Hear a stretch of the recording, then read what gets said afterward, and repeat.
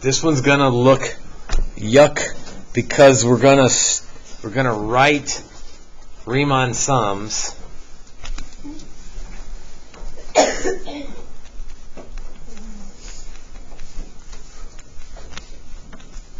as infinite sums. So there are going to be some funky notation today. The good news is, there's two pieces of good news. One is it's kind of rarely tested on the AP test, I guess because it's so tricky. The good news is when it is tested, I'll say almost, because I don't know, I can't say I've read every single released AP test, but it's almost always, with more an emphasis on always, tested as a multiple choice question.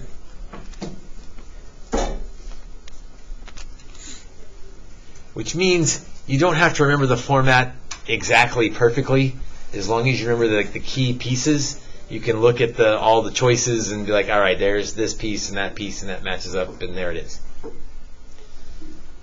And so yes, that means on our test, one of the few multiple choice questions are this type. But we'll talk about when we get there, like what we're looking for, especially on a multiple choice test. Okay, so we still want to find the area under the curve from A to B. And the purpose of Riemann sums is to approximate that area.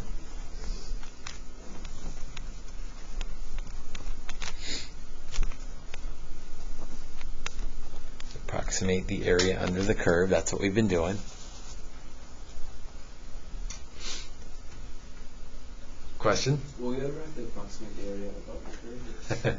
That's a good question. The question was, will we ever have to approximate the area above the curve? No. Maybe I should specify this because, like, under the curve, how far down? Under the curve, down to the x-axis. So that maybe helps answer that question, because above the curve is like, well, how high would you go?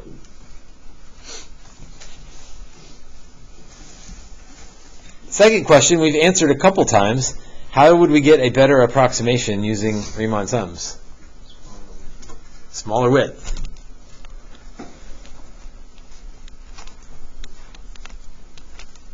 Another way to answer that, which would mean the same thing, is more rectangles. So that combination, smaller width / gives you more rectangles, or more rectangles gives you a smaller width. But yes, both of those things.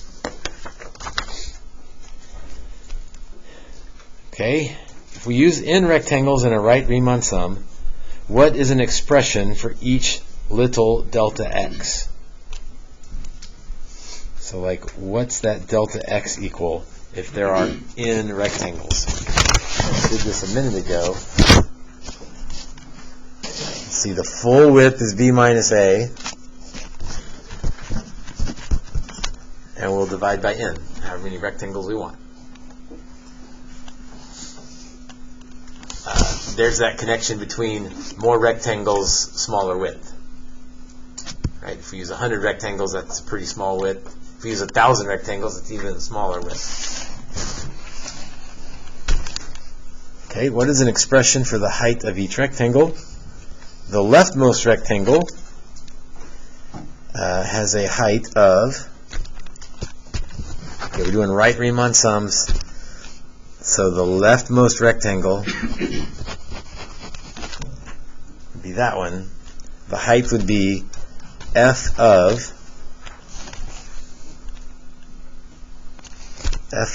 this value of x, so that's a plus delta x.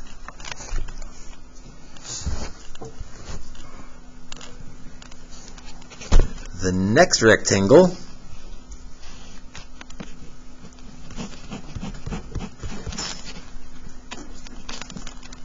has a height of f of what? What's this x value over here?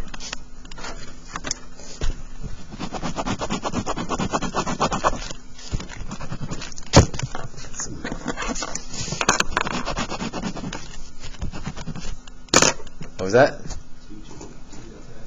Yeah, well, it's 2 delta x away from A. So we're still started at A, but we've gone 2 away. And then the third one,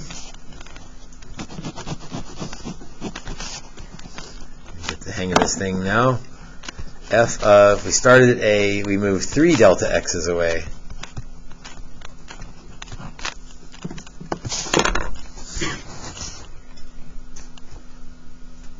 So in general, the height is, let's follow our pattern, f of A plus something, I'll call it I, times delta x, where I is the counter from 1 to n. So first rectangle, second rectangle, third rectangle, fourth, fifth, sixth, seventh, eighth, however many.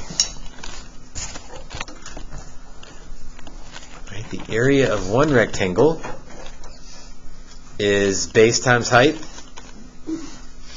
So delta x times height, but we're going to use this height,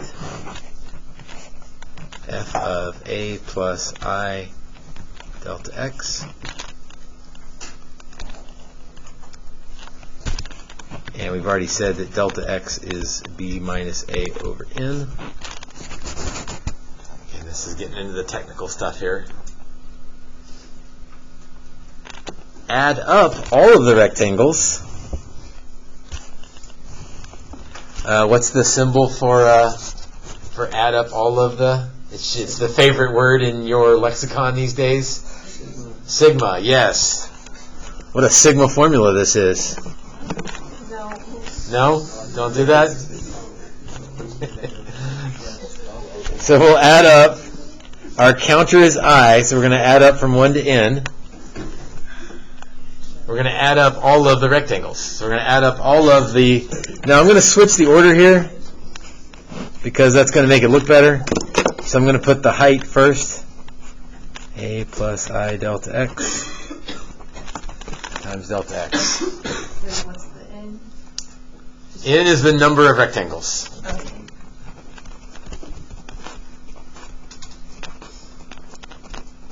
Yeah, so that n is how many rectangles we're adding up. We're adding up each rectangle, 1 plus 2 plus 3 plus 4.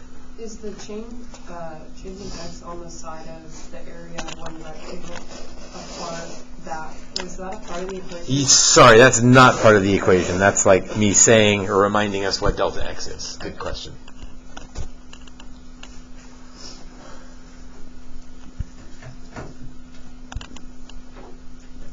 Okay, so that's a kind of a shortcut way to write all the areas. Now, if we let our number of rectangles go to infinity, then we'd have the exact area. It wouldn't be an approximation anymore. Like, we'd have the exact area. So to let the number of rectangles go to infinity, that would be the limit as n goes to infinity of that formula we just wrote.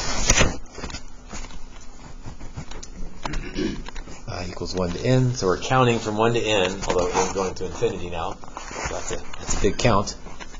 The height of each rectangle, A plus I delta x, times the width of each rectangle, delta x.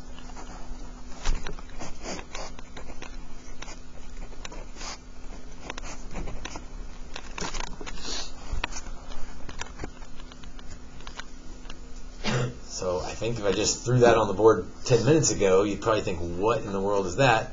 Maybe you're still thinking that. But hopefully it starts to make sense. The inside most stuff, that's just base times height, the area of one rectangle. Then we put that on there, and that says add them all up. Add them up. And then this says, well, we want infinite rectangles.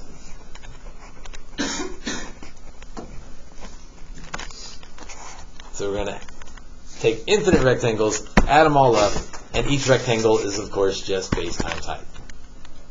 So it looks complicated, and I guess it is complicated, but at the end of the day, you're still just adding up rectangles.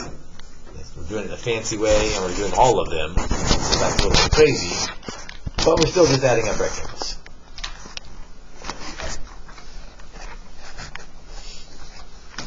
And in fact, if we add up all the rectangles with an infinite number of rectangles, this is no longer an approximation. It equals the area.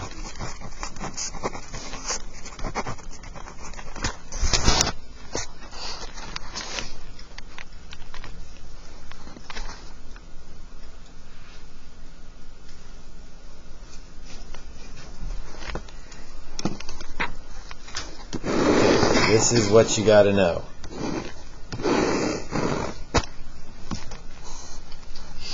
And so some key things to look for.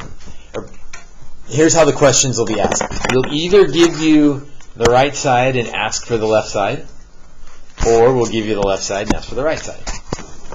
Again, it's multiple choice, so like they're all going to have the same format. So you don't have to memorize everything exactly, because multiple choice will lay out the format right. What you'll be looking for is which one is exactly right, and the key things to look for are, like, where do I start? So A is the starting value.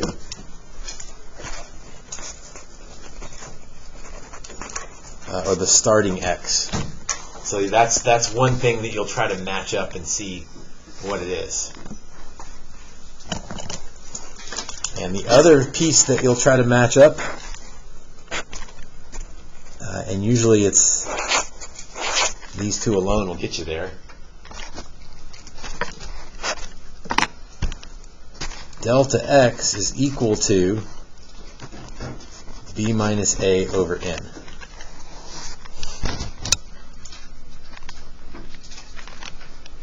And I guess the last thing, occasionally this matters, but usually we make the f's match up. Like, make sure you got the same function.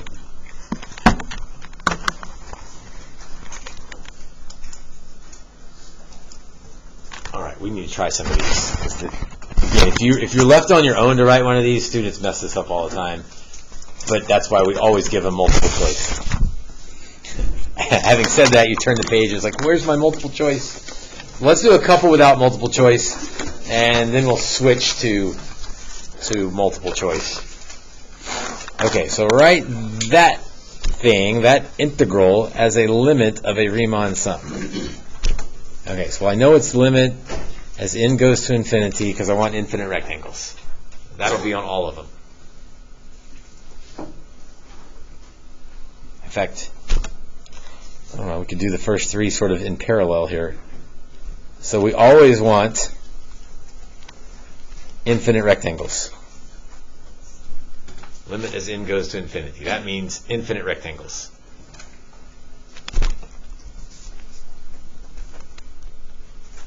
Infinite rectangles. That's that part of it. And then we will sum up from I equals 1 to n. So we're going to add all the rectangles. So this will be the same in all of them, because we're going to add up all the rectangles. So that part's the same in all of them. But that part you don't really have to remember, again, because it's multiple choice. So that'll look the same in all of the answer choices. Okay, rectangles are height times width.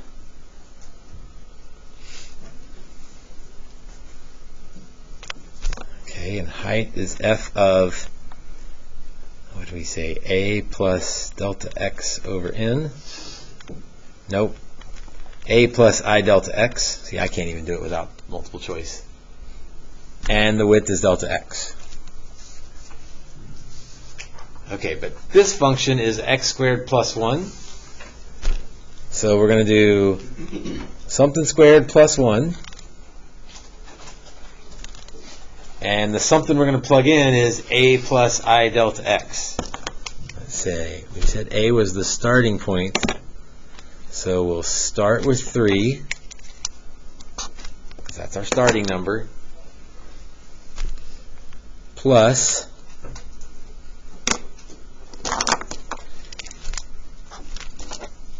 delta x, that was b minus a over n. So b minus a is 4 over n times I.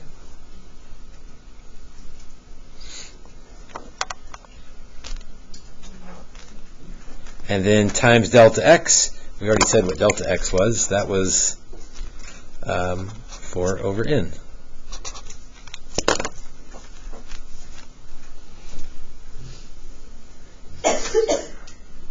Again, you're not going to have to write them from scratch. We'll give you 4 choices, and you'll be looking at the yellow piece and the orange piece and try to match up who's who.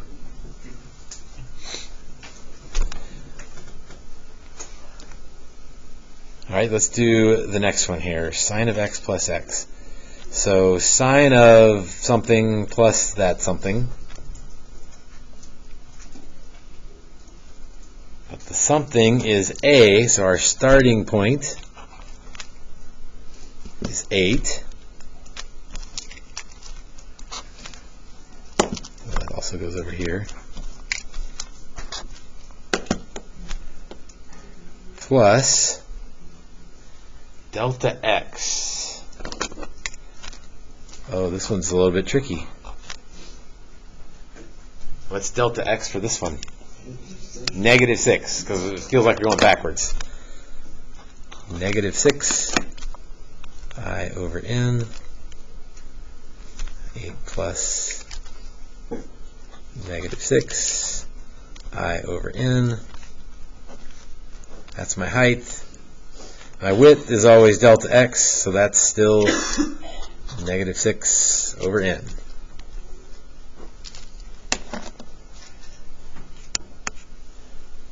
Again, yucky on your own, but with multiple choice, not too bad. Let's skip down to where we get to multiple choice. In fact, let's skip down to number 6. 4 and 5 is talking about how you can write things slightly different if you factor out. Wait a minute, you can't factor out. Let's do 5. Sorry, we'll skip 4 though.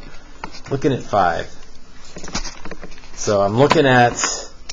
There's my starting. Oops, use the same highlighter. Starting at negative 5. And my delta x is 6. So that means I need top minus bottom to be 6.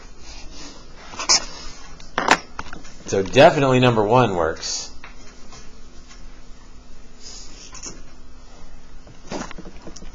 Number 2, if I start with number 2 is going to work as well, I think, because that negative 5 is part of the equation, and I'm just starting with 0 and going to 6. So it's like 0 is my first number. 6 minus 0 is my delta x, or my b minus a. So that one works. I don't think I can slide a 6 in and out of.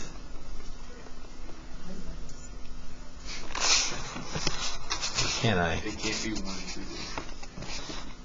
What's that? 1 and 2 is not an answer choice. Yeah, okay. 1 and 2 is not an answer choice.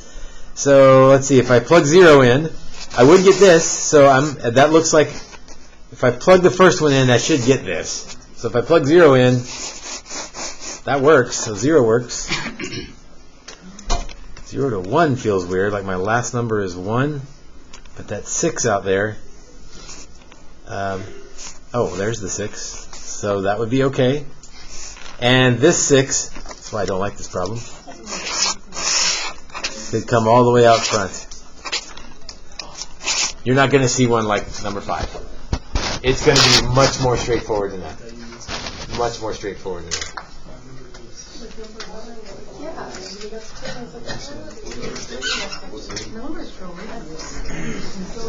How about number 6, though? Number 6 is all about matching up the pieces. How about number 6? All right, let's move on to I think an easier one. So, I mean, part of it is like it's all the pink stuff's the same. Natural log, Natural log 3, 3, 2, 2, 14 minus 1 equals 8. 5, 5. Okay. Yeah, basically that's the question. Lexi, say that again. 14 minus 1 equals 8. 14 minus what equals 8? So the 6 is there, Oh, B minus A. Why we're in. but I need B minus A. So this looks really crazy, but yeah, it's 14 minus 6 equals 8. So, like, that one has the appearance of craziness, but it's really not that bad. That's what I thought that was. You got to pick the starting point. Also, the starting point had to be 6 because K had to be 6. So, both of those things.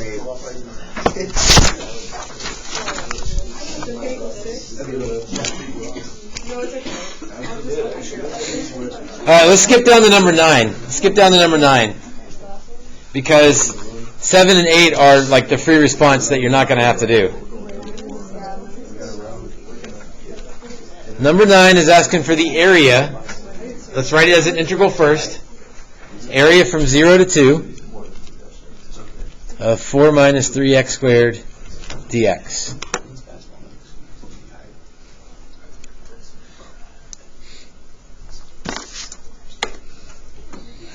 Okay, so I want to start at 0.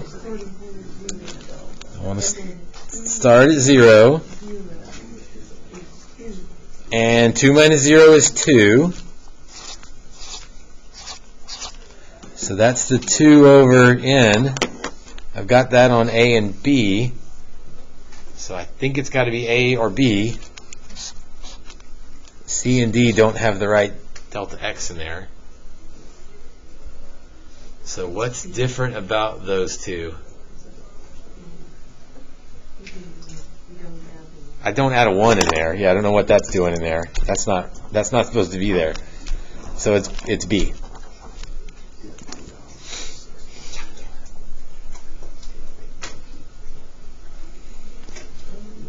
And then 10 is just written out kind of yucky. I don't like 10 either. But Starting point is 3. starting point is 3. Although, we got to be careful. Maybe that 3 was part of the equation. But it can't be both, so it can't be A. You can't put the 3 in both places. You can have the 3 as part of the equation, or you can have the 3 as a starting point. But not both. So I'm down to C or D.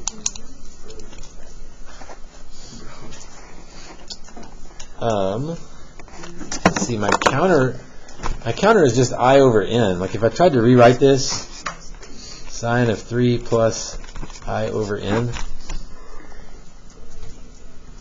So what do we think? Oh, D, because that B minus A needs to be 1, not 2.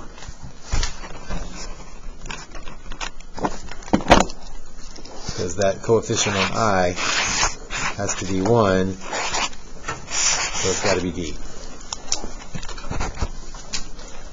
They're yuck, but again, with multiple choice, usually you can fight through and figure out between who's starting and who's ending. Okay, so the assignment is all the rest of the worksheet packet. There's not a review page in the packet, so I guess be careful. So that means today we can do this one that's called Worksheet 3. And you can see that Worksheet 3 is a whole bunch of matchy-matchy. And that'll be what the test is mostly like.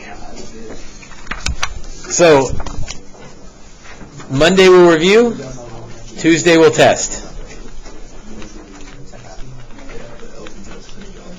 But there's not a review worksheet, okay? So, not a review worksheet. But that's because we only really did 2 things. We went backwards, we underived, and we added rectangles. So we spent 3 days underiving, and we spent 2 days adding rectangles.